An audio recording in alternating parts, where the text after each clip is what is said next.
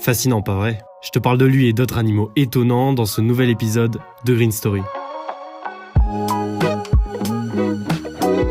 Il faut l'avouer, c'est quand même la classe. Basiliscus plumifrons est une espèce capable de courir sur l'eau. Ça ne te rappelle rien ?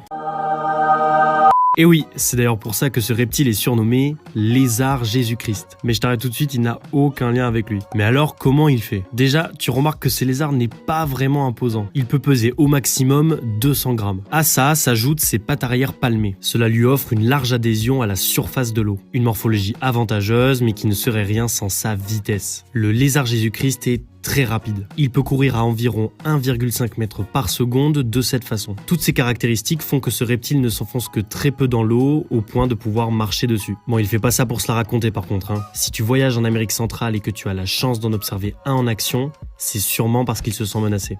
Voici un animal pour qui tu vas en pincer. Mais doucement quand même. Parce que le crabe de cocotier porte son nom pour une raison bien particulière. Il est capable de casser des noix de coco juste avec ses pinces. Elles sont en effet super puissantes. Elles généreraient une force estimée à près de 3300 newtons.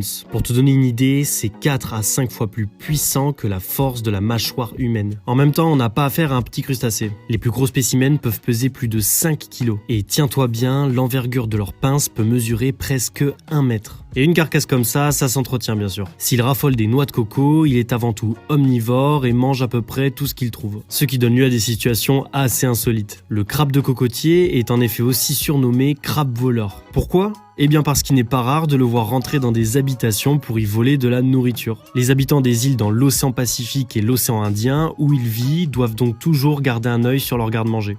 On ne dirait pas comme ça, mais l'animal que tu vois là, c'est le plus rapide du monde. Il s'agit du faucon pèlerin. Il peut atteindre la vitesse de 320 km/h. Tu as bien entendu. Alors comment il fait ? D'abord, cette performance n'est réalisée que lors de piquets verticaux. Ce sont des sortes de chutes libres que le rapace effectue lorsqu'il chasse. Pour atteindre une telle vitesse, il faut bien sûr que la chute commence de très haut. En l'occurrence, plus de 1 km. Dans ce cas de figure, qui est très rare, le faucon est mis à rude épreuve. Durant la chute, il ferme ses ailes pour gagner en aérodynamisme. La tête est la première à subir la violence du vent. Et contrairement à quelqu'un qui saute en parachute, le faucon pèlerin n'est pas équipé de lunettes de protection. Mais il a un autre atout, sa membrane nictitante, aussi appelée troisième paupière. De nombreux animaux, comme ton chat ou ton chien, en sont dotés. Transparente, elle vient réhumidifier les yeux du rapace qui s'assèchent durant la chute. Bon, malgré sa vitesse et ses capacités, le faucon pèlerin ne réalise en moyenne qu'une capture sur 15 tentatives. Une donnée qui varie notamment en fonction des régions. L'oiseau est présent partout dans le monde, hormis l'Antarctique et sur des îles océaniques. Ces histoires t'ont plu ?